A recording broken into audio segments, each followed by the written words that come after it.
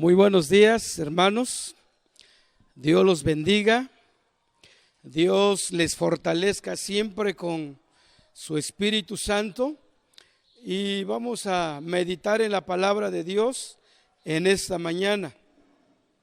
La palabra de Dios es nuestro alimento espiritual, es la que nos nutre, es la que nos da vida, es la que nos sustenta, es la que nos da esperanza, nos da fe en medio de cualquier circunstancia.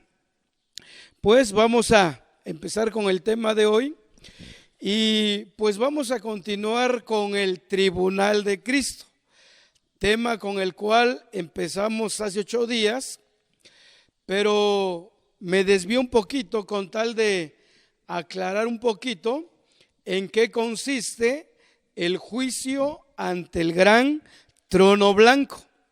Entonces me desvié un poquito, pero el tema en sí se llama el Tribunal de Cristo.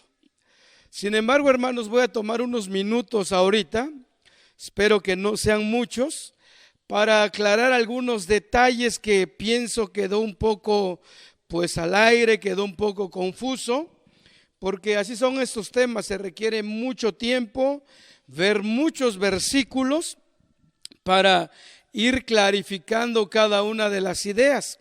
Pero quiero tomarme unos minutitos para aclarar algunas ideas que hace 8 días vimos en cuanto a los habitantes del milenio. Todo esto porque dijimos que al final del milenio muchas personas se rebelarán abiertamente a la autoridad de Jesús. Se rebelarán de manera pues descarada ante el señorío de Jesucristo, que estará en persona. Recordemos que en la era del reino Jesucristo estará en persona. Él mismo estará gobernando la tierra.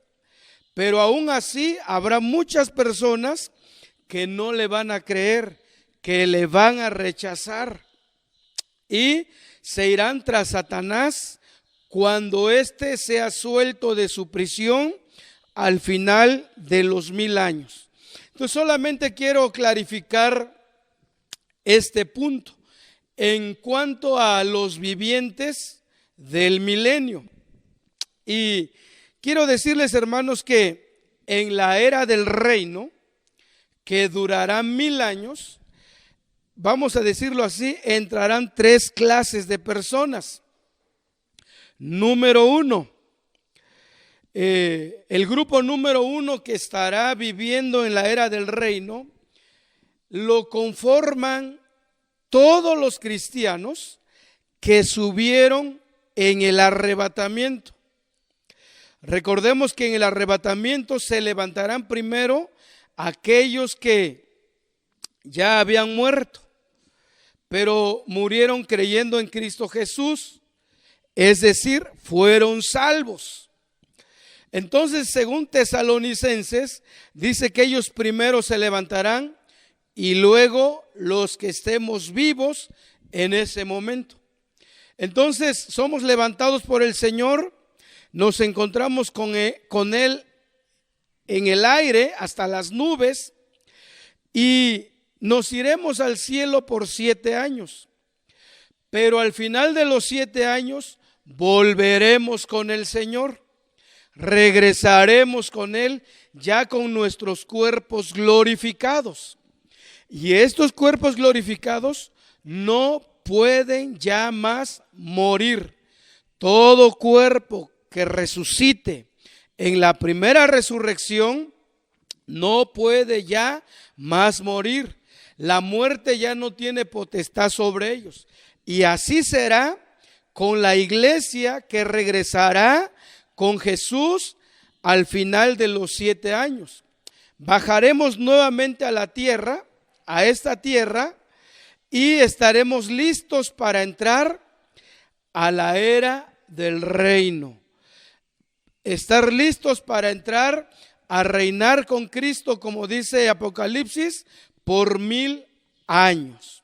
Bueno, A este grupo de que subió en el arrebatamiento se le unen todos aquellos, fíjense, se le unen todos aquellos que durante la gran tribulación creyeron en Jesucristo, rindieron su vida a Jesús, lo confesaron como su Señor y se arrepintieron de sus pecados, pero murieron.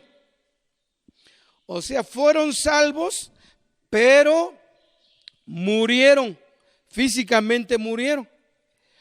¿Y de qué murieron? Bueno, de muchas formas van a morir estos cristianos. Algunos van a morir de hambre, de sed, a causa de los terremotos, a causa de la peste o de las pestes que va a haber, las guerras, en fin. O también el anticristo va a alcanzar a muchos y los va a decapitar. Pero lo importante es que fueron salvos. Y cuando Cristo regrese con la iglesia que subió en el arrebatamiento, estos que murieron en la gran tribulación resucitarán. Pero además también van a resucitar todos los justos, todos los santos del Antiguo Testamento. Desde Adán y Eva, Abel,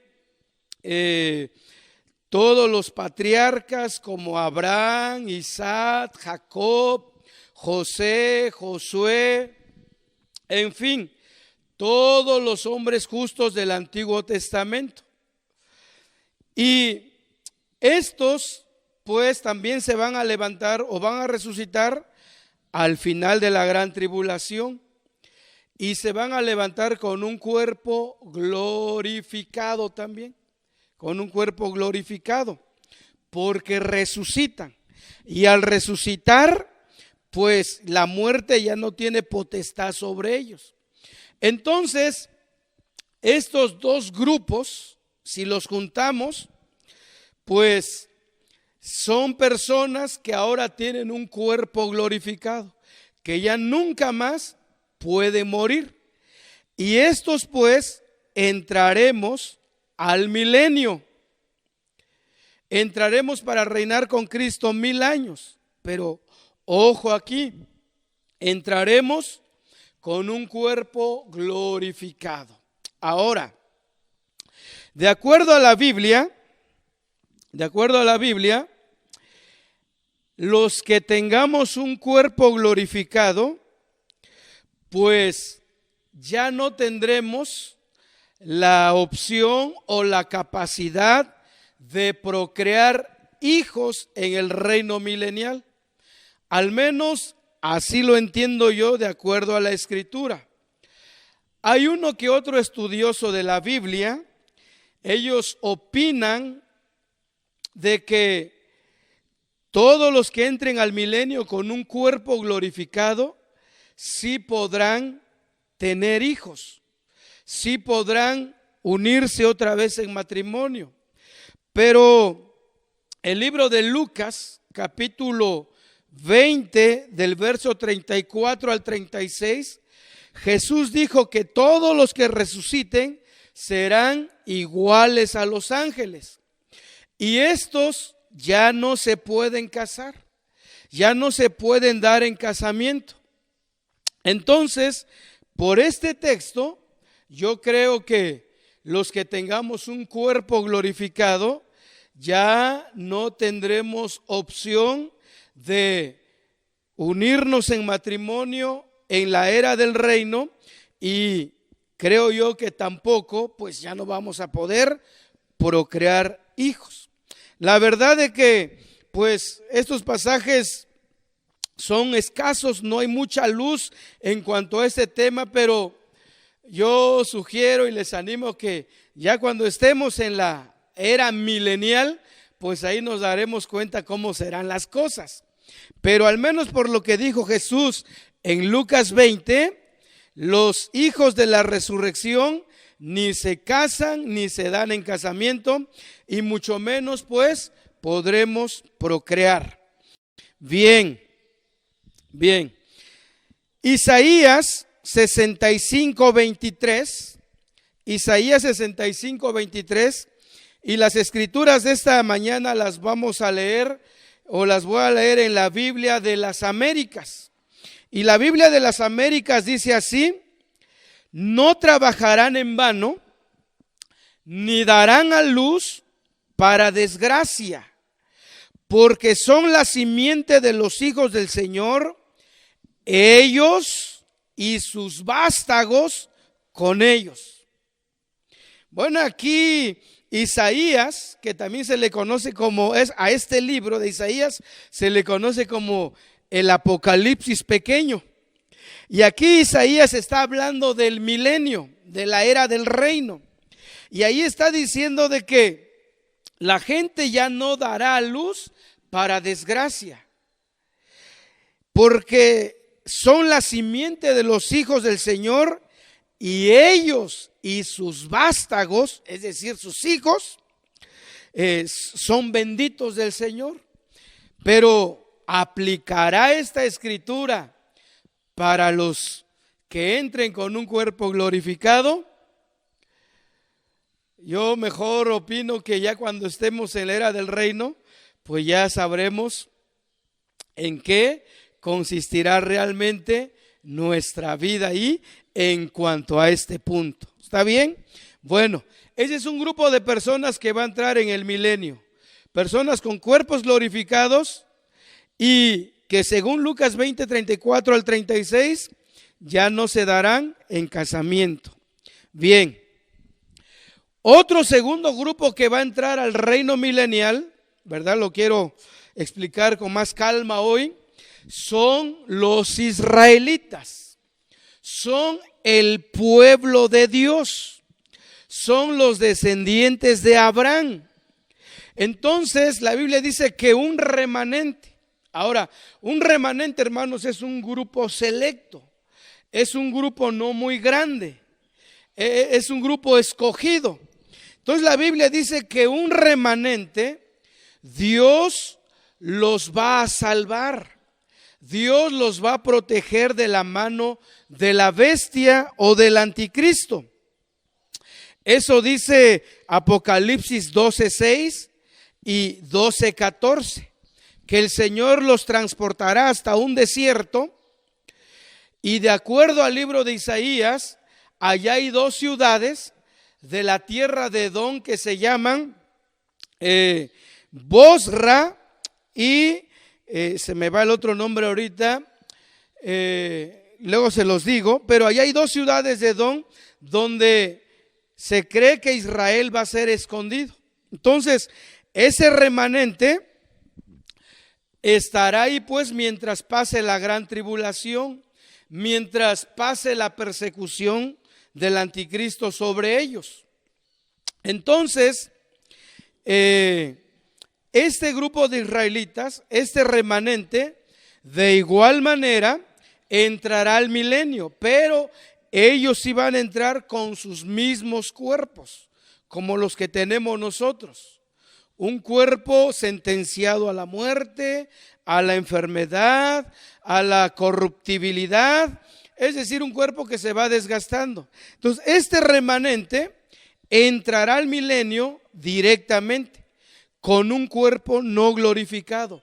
Y este grupo sí podrá tener hijos en la era milenial. Este grupo sí va a poder procrear. Con ellos no hay problema. Entonces, entendamos pues que el remanente israelita sí procrearán en el milenio, y seguramente para ellos es el pasaje de Isaías 65:23, donde dice que no darán a luz para desgracia, sino que serán benditos ellos y sus vástagos, sus retoños, sus hijos. Bien.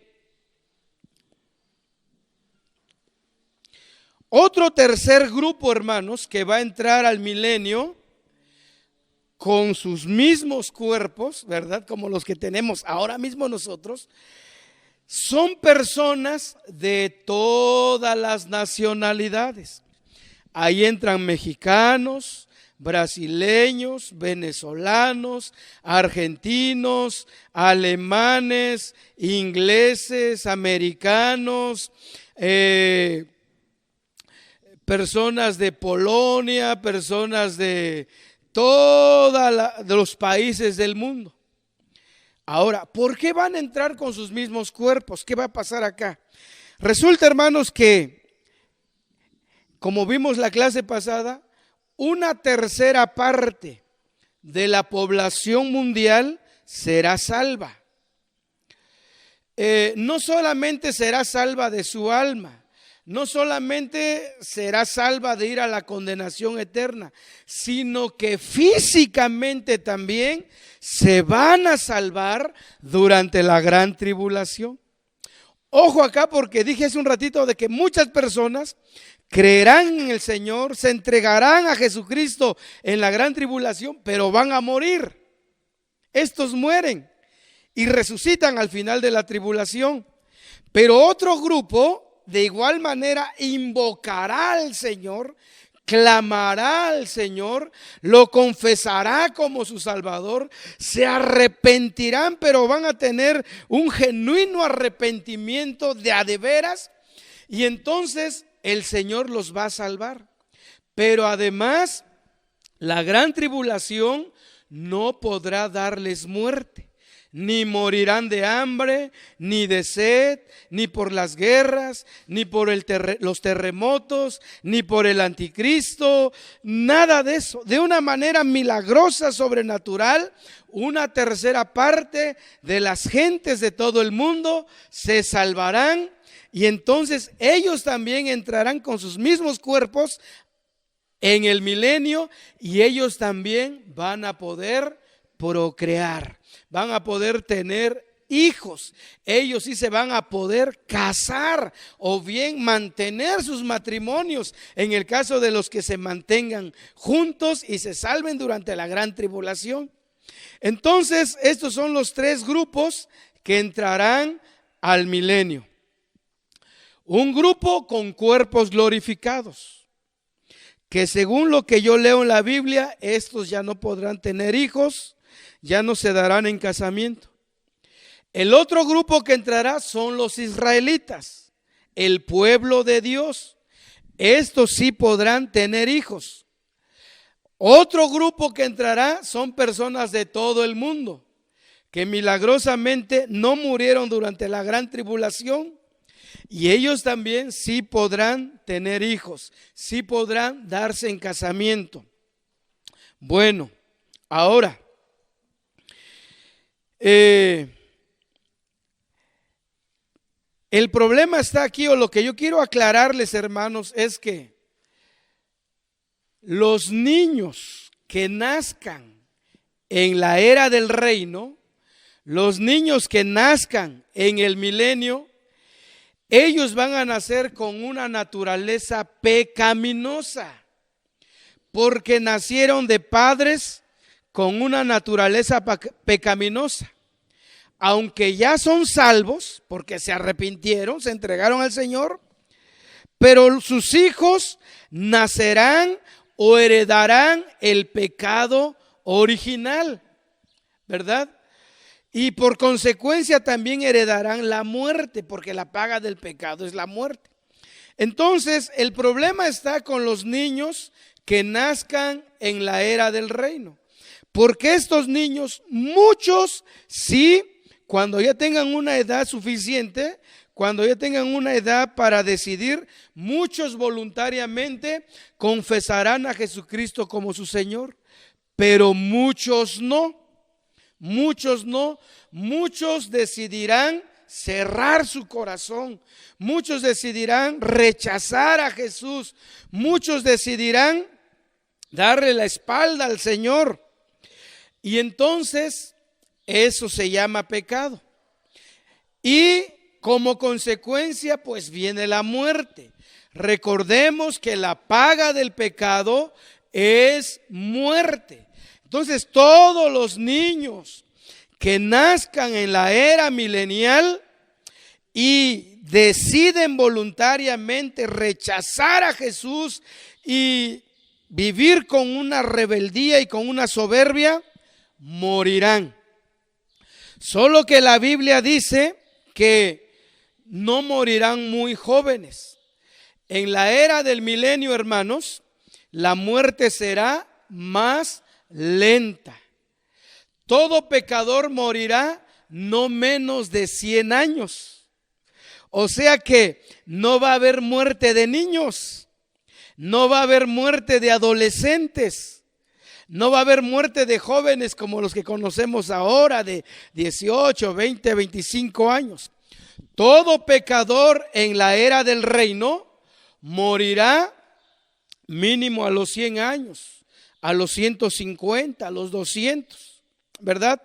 Pero la Biblia dice que todo pecador empedernido, todo soberbio, todo rebelde, todo aquel que no se quiera someter al señorío del Señor, pues a ese sí le van a dar muerte quizás antes de los 100 años. Eso dice Isaías 65, 20. Yo les animo a que lo busquen en su Biblia, ya que esto es solamente un repaso. Pero entonces, por eso es que en el milenio sí va a haber pecado todavía y sí va a haber muerte, pero la muerte será muy lenta porque mínimo deben tener 100 años para morir a consecuencia de sus pecados. Bien, hermanos, ahora, no sé si usted se está preguntando, ¿qué pasará con todos los ciudadanos del reino que entraron con sus mismos cuerpos? Es decir, que no han muerto o que no murieron, ya sean israelitas o ya sean gentes de todo el mundo, de todas las nacionalidades. Si entraron a la era del reino con sus mismos cuerpos, entonces ¿cómo es que van a vivir muchos años? ¿Cómo es que van a vivir 1000 años si aún no tienen cuerpos glorificados? Porque los que entramos con un cuerpo glorificado, eso ya no hay problema. Vamos a vivir 1000 años y toda la eternidad y para siempre jamás. Porque ya nuestros cuerpos ya fueron adaptados para no morir. Pero ¿qué de aquellos que se salvaron durante la gran tribulación? Repito, sean israelitas o sean personas de todo el mundo, pero que entraron con sus mismos cuerpos mortales. Entonces, ¿cómo le harán para vivir 1000 años y por la eternidad? Y todos aquellos que nazcan en el milenio y decidan entregar su vida a Jesús, ¿cómo le harán para prolongar sus días? Bueno, fíjense, hermanos, que el libro de Ezequiel nos habla de un árbol que es el árbol de la vida. Aunque este árbol de la vida ya se nos habla desde el Génesis. Desde el Génesis capítulo 2 se nos habla que ya Dios había puesto en el huerto un árbol de vida. Y Dios le dijo a Adán, de todos los árboles del huerto, de todos los frutos podrás comer, menos uno, el árbol del conocimiento del bien y del mal. Solamente un árbol le fue prohibido a Adán. Entonces se cree que ya se comía el árbol de la vida antes de la caída. Porque cuando el hombre peca, cuando el hombre cae de la gracia de Dios, Dios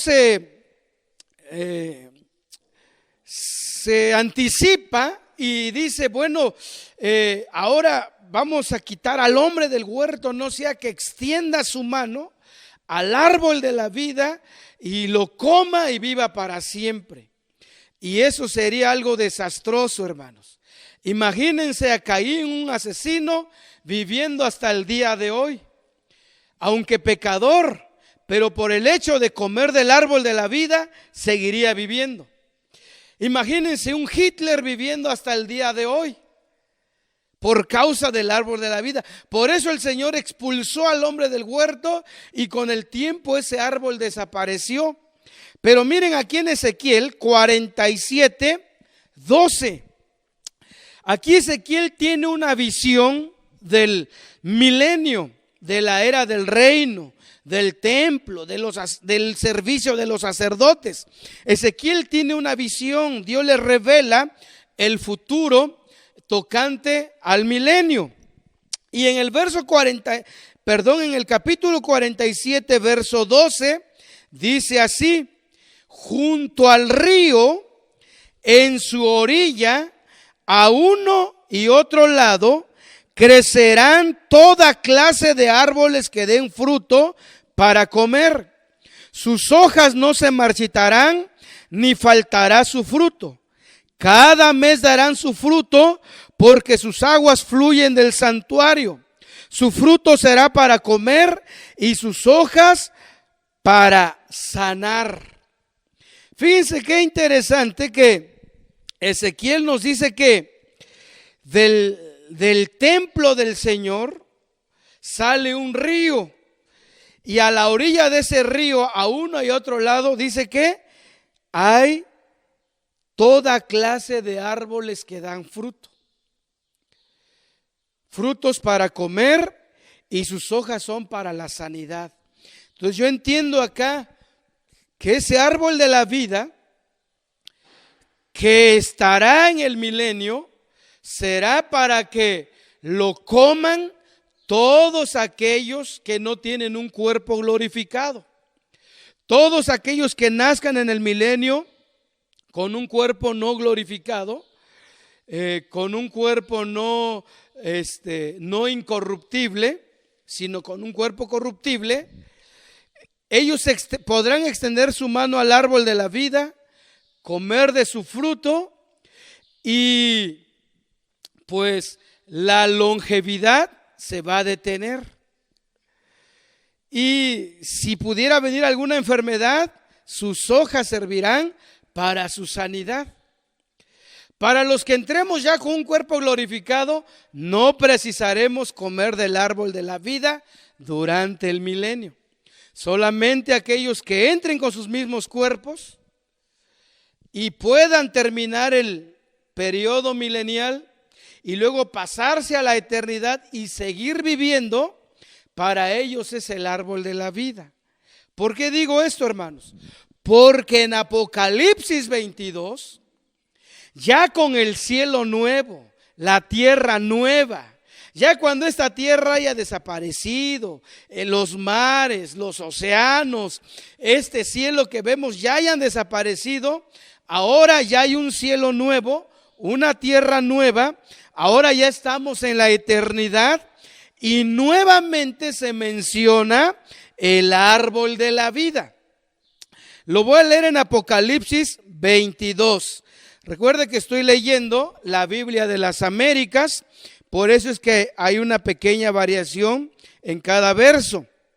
Pero miren qué interesante, hermanos, que el río que vio Ezequiel salía del umbral del templo, y en sus orillas habían árboles frutales que daban su fruto cada mes, y que sus hojas eran para la sanidad de las naciones. Y lo mismo se repite en Apocalipsis 22, 1 y 2 en cuanto a este árbol de la vida. Pero aquí ya estamos en la eternidad, aquí el milenio ya terminó, aquí ya pasó el juicio ante el gran trono blanco, pero permanece el árbol de la vida. 22:1 dice así, ahora está hablando Juan: y me mostró un río de agua de vida, resplandeciente como cristal, que salía del trono de Dios y del Cordero. Ahora este río salía del trono de Dios y del Cordero, y el que vio Ezequiel salía del umbral del templo. El que vio Ezequiel era para el reino milenial. Ahora el que está viendo Juan es para la eternidad. Y dice el verso 2: y en medio de la calle de la ciudad y a cada lado del río estaba el árbol de la vida, que produce 12 clases de fruto, dando su fruto cada mes, y las hojas del árbol eran para sanidad de las naciones.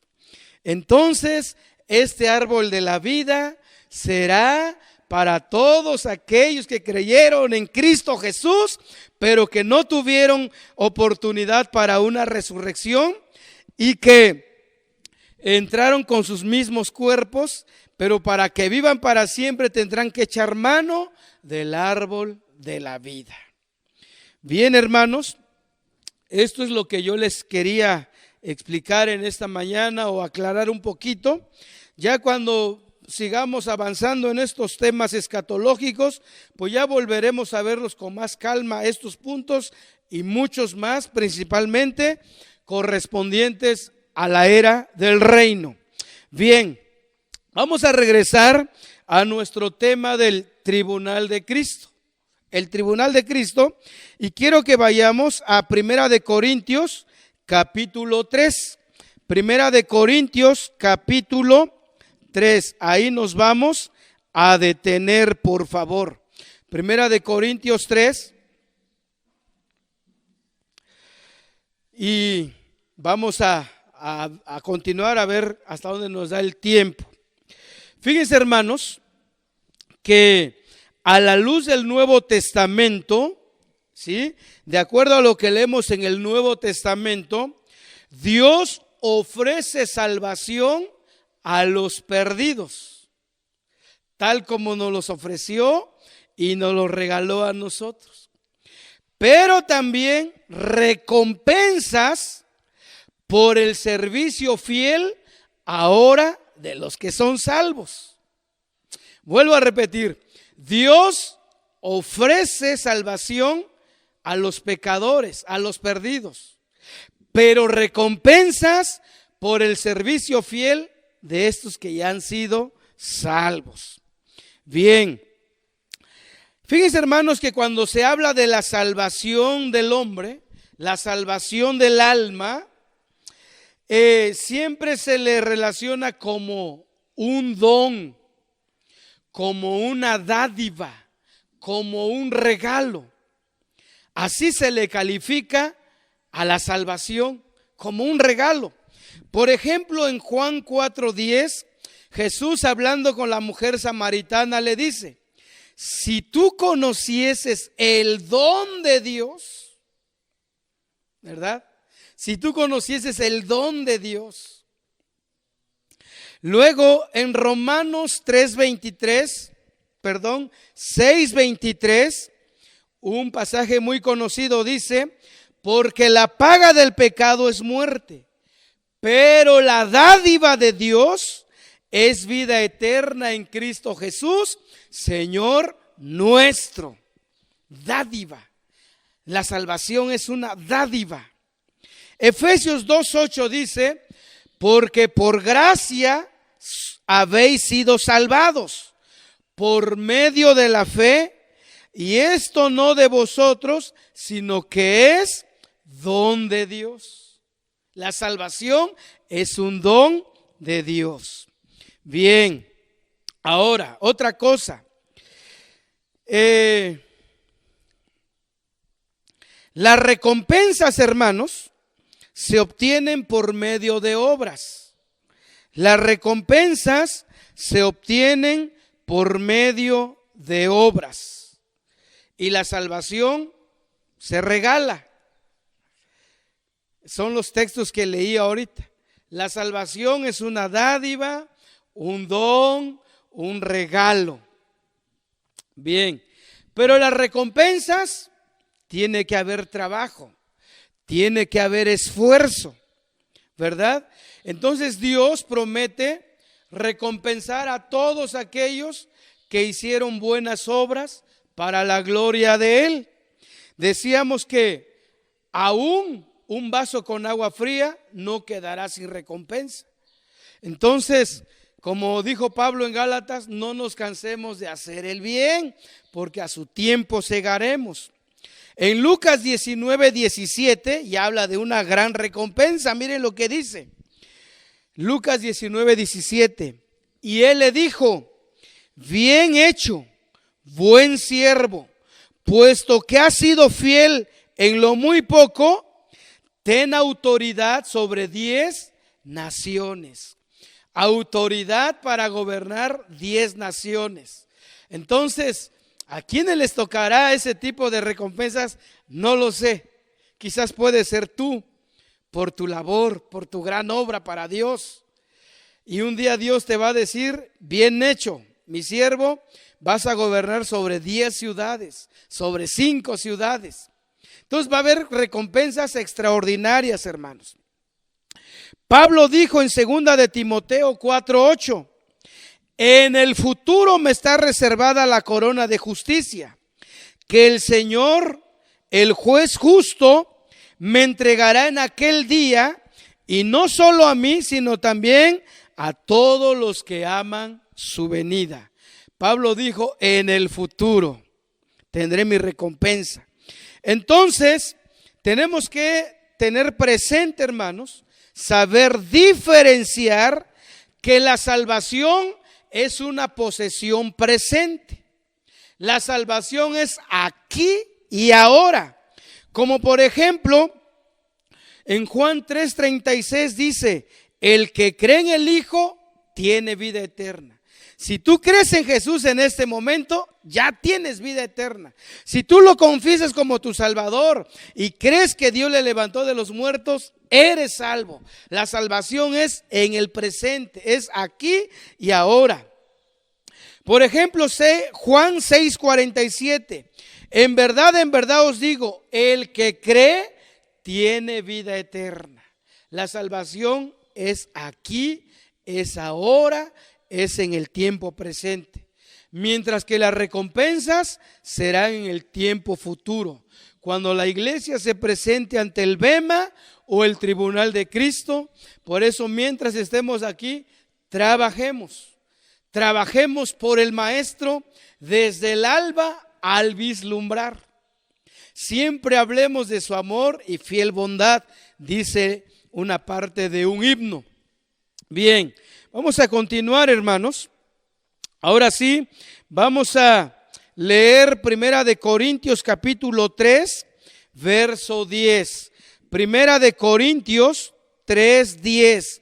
Dice así en la Biblia de las Américas: conforme a la gracia de Dios que me fue dada, yo, como sabio arquitecto, puse el fundamento y otro edifica sobre él.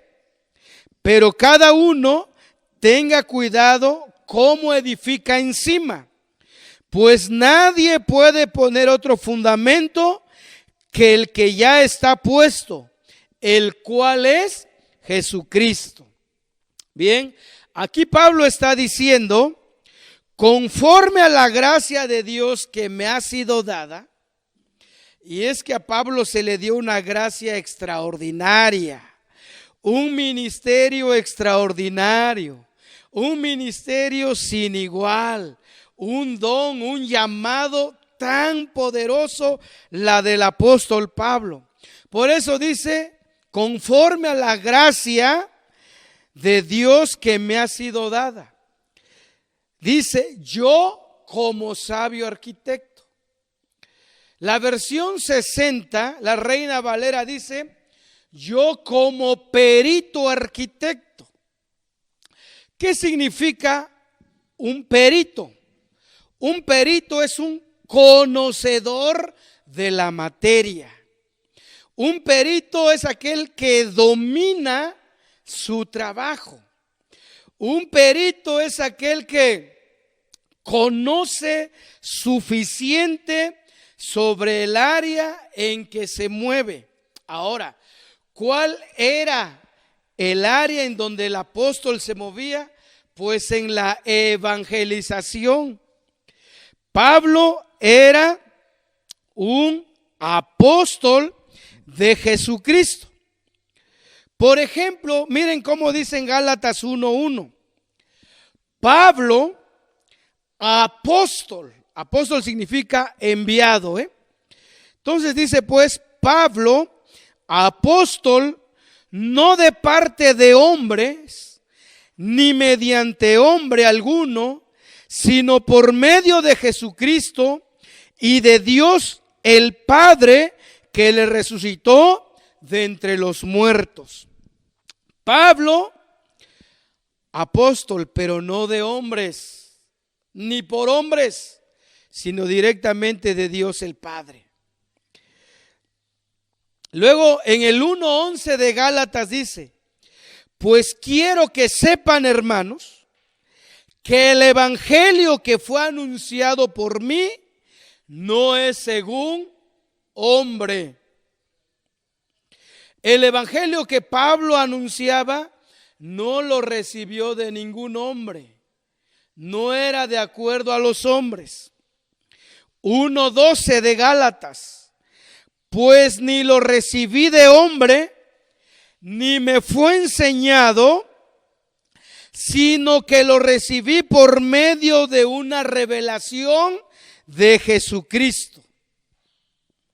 Lo que Pablo predicaba, lo que Pablo enseñaba, lo recibió directamente de Jesucristo. En el 1:15, ahí mismo de Gálatas, dice así: pero cuando Dios, que me apartó desde el vientre de mi madre y me llamó por su gracia, tuvo a bien revelar a su Hijo en mí para que yo lo anunciara entre los gentiles, no consulté enseguida con carne y sangre.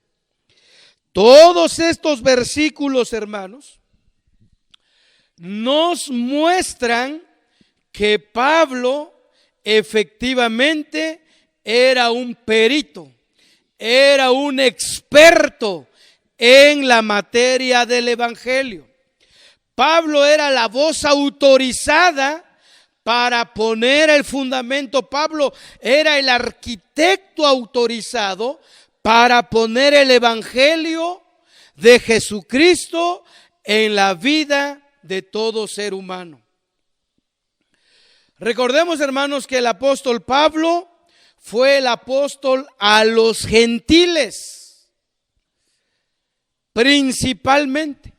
Así como Pedro lo fue para los judíos, para los israelitas, aunque fue Pedro el primero que abrió la llave ahí, que la casa de Cornelio, un gentil, pero Pablo en su llamado también, bueno, le predicó a judíos, pero ya que los judíos no le creyeron, él se fue a los gentiles. Y Pablo fue un apóstol poderoso hacia los gentiles, hacia los que no eran israelitas, hacia los que no eran judíos. Por eso él tenía toda la autoridad para decir: yo como perito arquitecto puse el fundamento. ¿Y cuál era el fundamento que ponía Pablo, hermanos?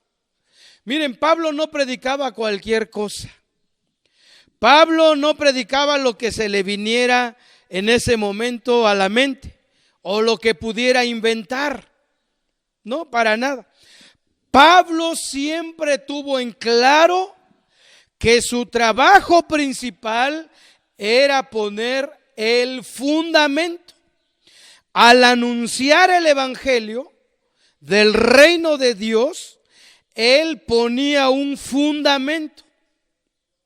Él ponía la base para que las personas a partir de ahí edificarían sus vidas, edificarían su vida de fe, su casa espiritual, pero ya sobre un fundamento puesto por el evangelio que predicó el apóstol Pablo.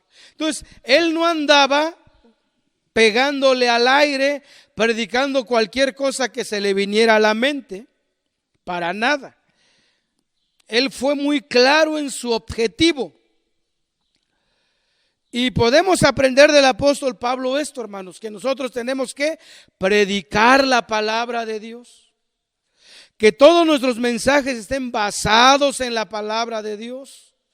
No lo que ande predicando el predicador de moda o los temas que se están escuchando ahora a través de los diversos medios, que nada tienen que ver con la palabra de Dios.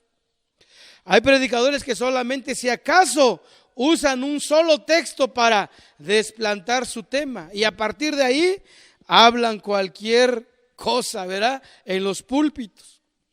Pero podemos tomar el ejemplo o debemos tomar el ejemplo del apóstol Pablo, él como un sabio, él como una autoridad para anunciar el evangelio, él como el experto, el conocedor que ponía el fundamento en la vida de las personas. Por ejemplo, Primera de Corintios 1:23. Primera de Corintios 1:23 dice: pero nosotros predicamos a Cristo crucificado, piedra de tropiezo para los judíos y necedad para los gentiles. 24. Mas para los llamados, tanto judíos como griegos, Cristo es poder de Dios y sabiduría de Dios. ¿Qué predicaba Pablo? A Cristo. ¿Qué era lo primero que presentaba? A Cristo. Su tema principal fue Cristo y crucificado. Porque Cristo es poder de Dios, tanto para judíos, griegos y mexicanos y cualquier persona de cualquier nacionalidad. Su vida debe estar fundada en la roca que es Cristo. El fundamento ya lo puso el apóstol Pablo. Y Cristo debe ser el centro de nuestras vidas. El eje principal, la piedra principal, piedra que rechazaron los edificadores, pero que ha venido a ser la más importante en nuestras vidas. Entonces, Pablo escribiéndole a los corintios dijo: pero nosotros predicamos a Cristo. Yo te animo que cuando hables del evangelio, hables de la palabra de Dios, hables del mensaje de esperanza, habla de Jesús. No hables de ti, no hables de otras cosas. Habla de Cristo. Habla de su poder que nos libera de la muerte. Habla del poder de su resurrección. Ahora, vamos allá al capítulo 2 de Corintios, 2:1. Ahí mismo el apóstol sigue diciendo: cuando fui a vosotros, hermanos, proclamándoos el testimonio de Dios, no fui con superioridad de palabra o de sabiduría, pues nada me propuse saber entre vosotros, excepto a Jesucristo y crucificado. Él dijo: mire, yo me olvidé de todo, de todo. Pablo, hermanos, era un conocedor de muchas cosas. Conocía profundamente y ampliamente la ley de Moisés, el Pentateuco. Pero él se olvidó de todo eso. Lo tuvo como basura, todo conocimiento humano, todo logro humano que él pudo haber alcanzado, lo dejó a un lado y solamente se aseguró de predicar a Cristo y a crucificado. Verso 3: y estuve entre vosotros con debilidad y con temor y mucho temblor, y ni mi mensaje ni mi predicación fueron con palabras persuasivas de sabiduría, sino con demostración del Espíritu y de poder. 5. Para que vuestra fe no descanse en la sabiduría de los hombres, sino en el poder de Dios. Ahí está el fundamento. Ahí está el fundamento. Que nuestra fe no descanse en la sabiduría de los hombres, en el conocimiento de los hombres, en las posesiones materiales, en nuestro grado académico, en cuanto a estudios, en el dinero que poseamos. Que nuestra fe no descanse ahí, que nuestra fe descanse en Jesucristo, en el poder de Dios, hermanos. Es importante enseñar esto antes de seguir hablando de recompensas, porque de aquí depende cómo vamos a edificar nuestra vida, cómo vamos a hacer obras para la gloria de Dios. Entonces, dice pues el apóstol Pablo, para que vuestra fe no descanse en la sabiduría de los hombres, sino en el poder de Dios, en el poder de Dios. ¿Y sabes cuál es el poder de Dios? El Evangelio. El Evangelio. Mira lo que dice Romanos, aunque ya lo sabemos de memoria, pero lo voy a leer tal cual dice la Biblia. Romanos 1:16. Biblia de las Américas. Romanos 1:16. Ahí nos dice en qué consiste el poder de Dios. Que nuestra fe no descanse en la sabiduría del hombre, en el conocimiento del hombre, en la elocuencia del hombre. No, nada de eso. Que nuestra fe descanse en el poder de Dios, en el verdadero fundamento que es Jesucristo, en el Evangelio del Señor. 1:16 dice, porque no me avergüenzo del Evangelio, pues es el poder de Dios para la salvación de todo el que cree, del judío primeramente y también del griego. El Evangelio es el poder de Dios. Nuestra fe debe de descansar en el Evangelio. Nuestra fe, nuestra vida espiritual, todas nuestras motivaciones deben descansar en el poder de Dios que está en el Evangelio de Jesucristo. Ahora, ¿qué es el Evangelio, hermanos? Bien, te llevo a Primera de Corintios 15. Primera de Corintios 15, verso 3 y 4. Ahí nos enseña qué es el Evangelio. Ahí está escrito en lo que nuestra fe o en donde nuestra fe debe descansar. Dice el 15:3, porque yo os entregué en primer lugar lo mismo que recibí, que Cristo murió por nuestros pecados conforme a las Escrituras, que fue sepultado y que resucitó al tercer día conforme a las Escrituras. Ese es el Evangelio. Apréndetelo, memorízatelo, compártelo. Antes de compartir cualquier cosa, comparte el Evangelio para que también pongas el fundamento en la vida de las personas, para que la fe de las personas descanse en el poder de Dios que está contenido en el Evangelio. Y el Evangelio es que Cristo murió por nuestros pecados. Eso es el Evangelio. Cristo murió por nuestros pecados. Ojo que Él murió por un objetivo específico. Él no murió de cansancio, Él no murió de dolor, Él no murió porque fue débil ante sus adversarios.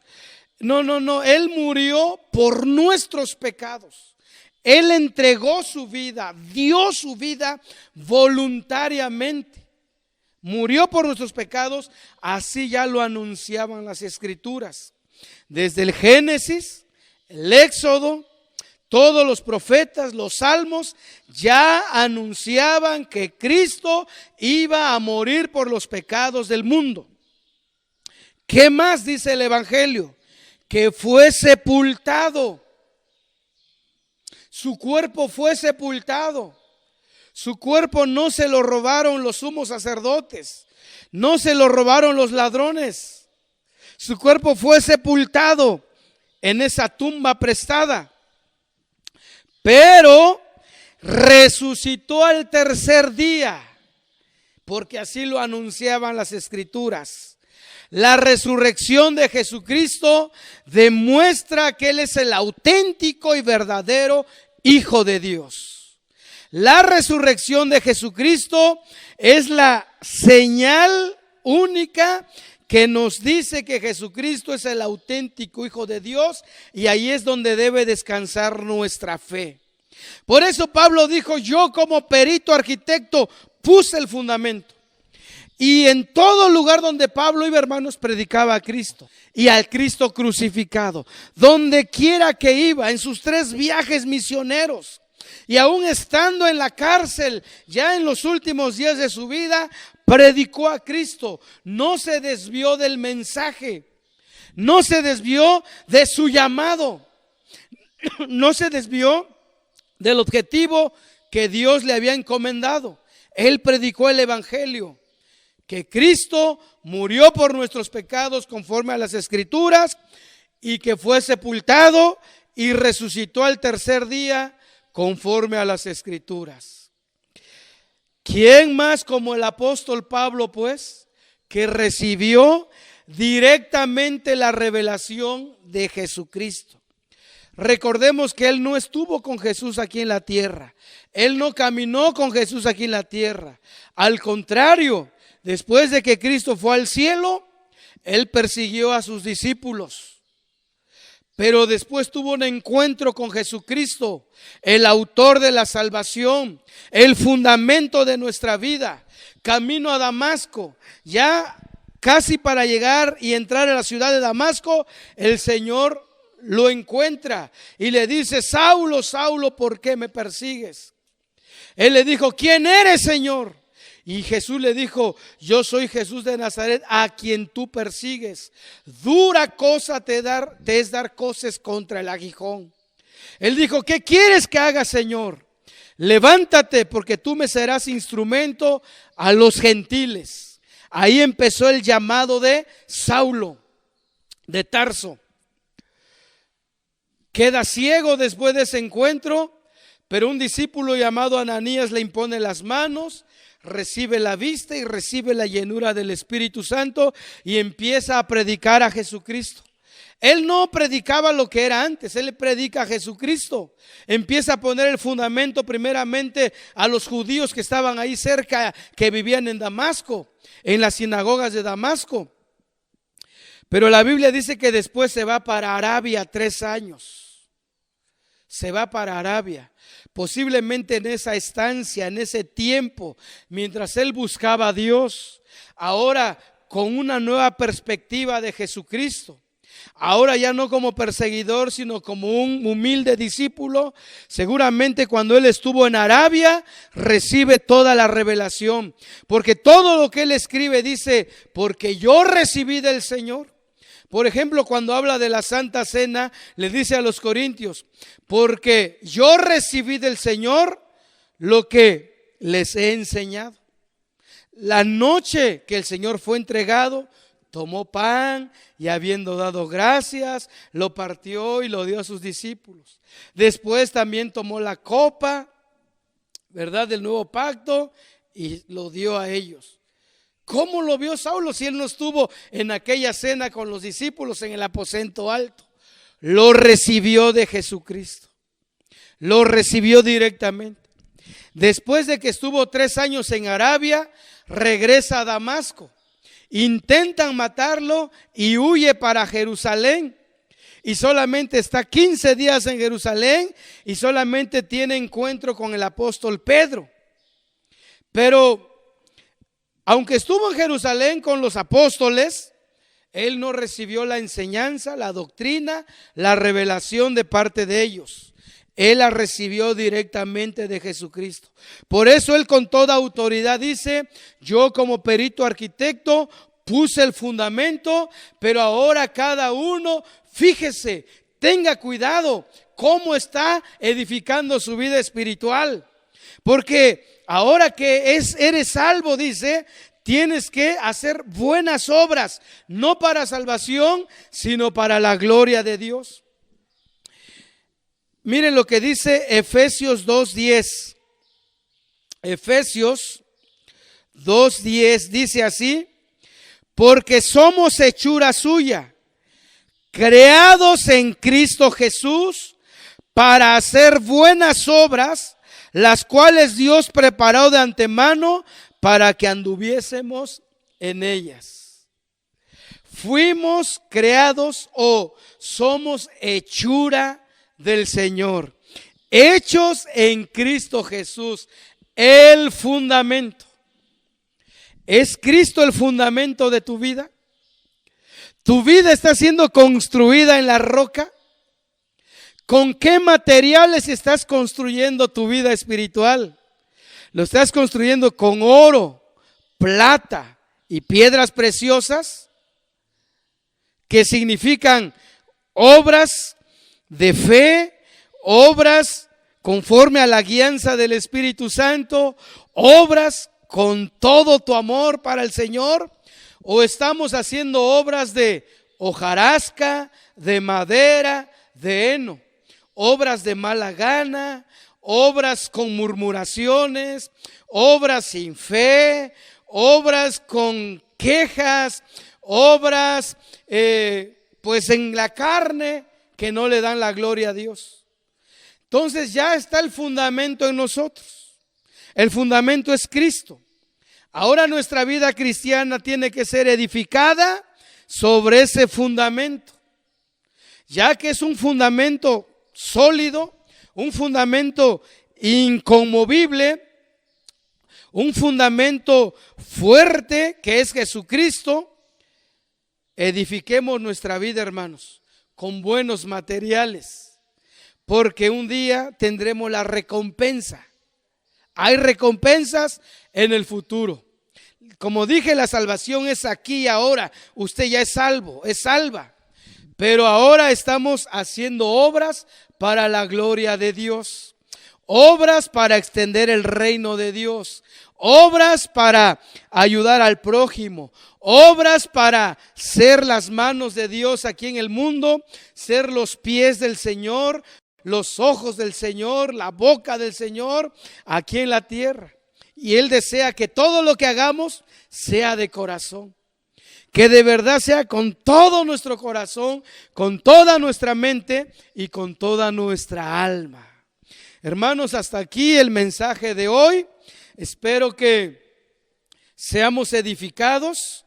Hay mucho que compartir, hay bastante, pero esta enseñanza continuará, si Dios lo permite. Para dentro de 8 días estaremos hablando de los materiales y estaremos hablando de las clases de recompensas para cada creyente. Pero entonces recuerda, el fundamento de tu vida es Jesucristo. Es Jesucristo, el autor de tu salvación, el autor de la fe, el que nos espera en su tribunal para darnos el premio o el pago a cada uno. No nos desviemos y sigamos haciendo el bien. No nos cansemos, porque a su tiempo segaremos. Que Dios los bendiga y muy buenos días. Hasta pronto.